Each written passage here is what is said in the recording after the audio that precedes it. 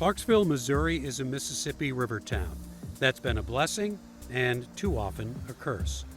The one-time riverboat town of 450 between St. Louis and Hannibal still sees river traffic. Barges pass through the lock and dam here, and trains still come through, but they don't stop. The economy these days is dependent on tourists coming to shops and for winter eagle watching. That's the blessing. This of course is the curse. Clarksville floods. We saw it in 2014, and we were back to talk about it in 2017, the town's bicentennial.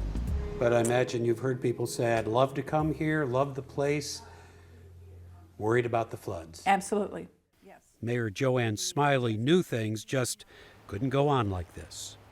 The future is a very questionable thing. A lot of people in Clarksville live up on the bluff, but the historic business district is right on the river. The decorative gateway says Clarksville is where you can touch the Mississippi. A permanent barrier of some kind would keep the water out, save the buildings, but it wouldn't really save the town. If there were a brick wall there or a concrete wall there, as there are in many places now,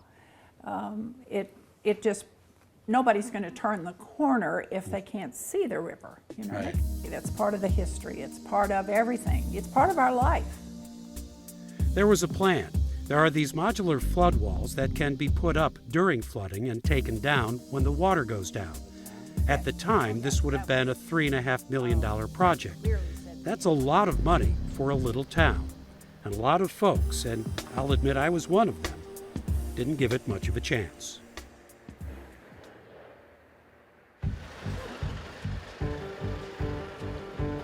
The toe wall footings here. There's the sheet piling you can see over there we got cut off. Yeah. That's what you see actually down there stuck up. So we cut them off and we'll pour that in. Turns out I was wrong.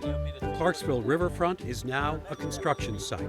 The floodwall project is happening, and when it's done, it will go from looking like this to looking like this. And when the river rises, as it certainly will someday, it will look like this. Posts put in the ground, panels dropped in to create a wall. And when the water goes down, the wall comes down. Obviously, we're going to redo the whole roadway and the sidewalks. The plans show how complicated this is and what won't be seen, all the structural work that's now going in that trench.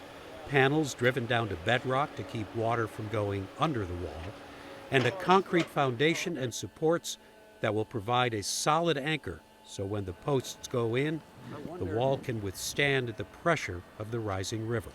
What that rock anchor does is it keeps the wall from wanting to tip out.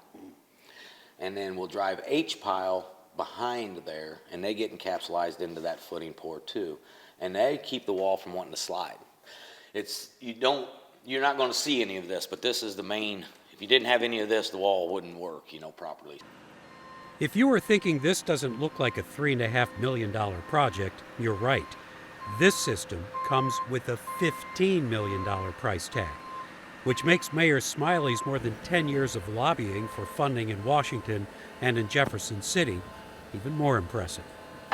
I went wherever I felt and believed there was somebody that I could talk to, whatever kind of meeting it was, whatever kind of legislator was there. But it was just stay on the road and stay in touch and be as adamant as I could be with, and as honest as I could be about what the situation was. And 9 floods between 08 and 19 spoke quite heavily. When the project is finished sometime in 2025, Clarksville will be ready for the next flood, not by calling for volunteers to stack sandbags, but by raising a wall like this one in Davenport, Iowa.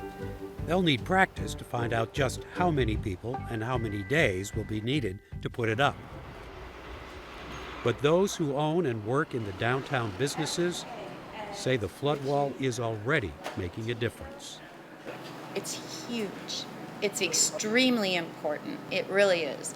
All of these businesses, for the first time in I don't know how long, the businesses have returned to Howard Street. All of the shops are full.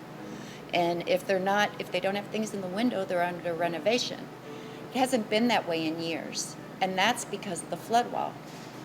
They know they're going to be safe. so they can stay. When I was here during the bicentennial, Yes. you were celebrating your history. You were having issues with floods. You didn't know if that was going to be able to be fixed or addressed. Well, I knew then that if we didn't do something, the buildings of the downtown area could not survive. I knew that if we allowed the river water to come into the town, it would not survive. The buildings would not survive, and there wouldn't be town. What do you think Right. now? I believe now, because of the reaction that has come to me from business people, that we have a chance, and a pretty good chance. The tenacity of this little place is still intact. For Living St. Louis, I'm Jim Kircher.